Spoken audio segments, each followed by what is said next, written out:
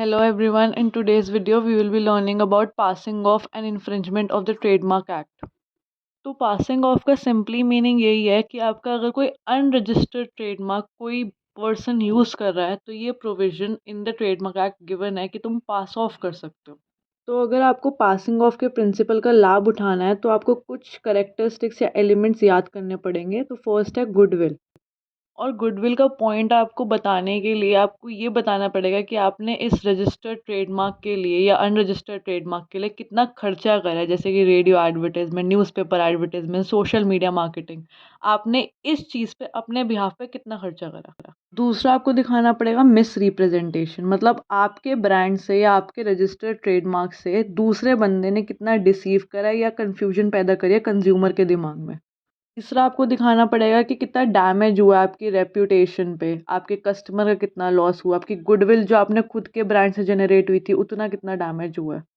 तो passing of में miss representation, goodwill और डैमेज, ये तीनों चीज़ दिखानी पड़ती हैं। अगर आप इन तीनों में से एक में भी मिस हो गए तो वो आपका प्रिंसिपल नहीं चल पाएगा कोर्ट में।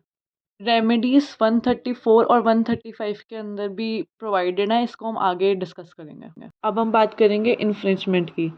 एग्जाम्पल लेते हैं, जैसे कि मैकडोनल्ड्स, जोमेटो या पेटीएम या फिर केएफसी, कोई भी ब्रांड है, तो आप इनका कोई ट्रेडमार्क को यूज़ नहीं कर सकते क्योंकि इन्होंने अपना ट्रेडमार्क को रजिस्टर कर सकता है।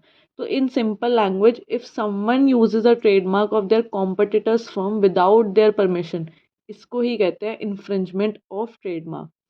विदाउट पर्सन, किसी अनऑथराइज बंदे ने तुम्हारा यूज़ करा है ट्रेडमार्क, रजिस्टर्ड ट्रेडमार्क। सेक्शन 30 के अंदर बताता है कि कब इन्फ्रिंजमेंट नहीं माना जाएगा कि तुमने किया, अगर तुमने ऑनेस्ट यूज़ करा, तुम्हें पता नहीं था तब। तो अब कुछ केसेस देख लेते हैं। तो पहले केस के अंदर कंपनी का नाम था Saffola, as we all know edible oil है। डिफेंडेंट ने नाम रख दिया सपोला। तो कोर्ट ने बोला कि ये इन्फ्रिंज ट्रेडमार्क है क्योंकि कंफ्यूजन पैदा कर सकता है। सेकंड केस के अंदर रजिस्टर्ड ट्रेडमार्क खजाना था और डिफेंडेंट ने नाम रख दिया खादिम खजाना।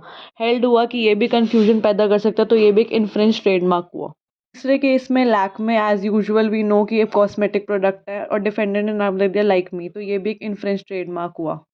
चौथे केस के अंदर डिस्प्यूट था कि पराग, और दूसरी डिफेंडेंट ने नाम रख दिया पान मसाला। तो कोर्ट ने कहा ये कोई कंफ्यूजन अराइज नहीं है, तो ये ट्रेडमार्क की तरह रजिस्टर्ड हो सकता है।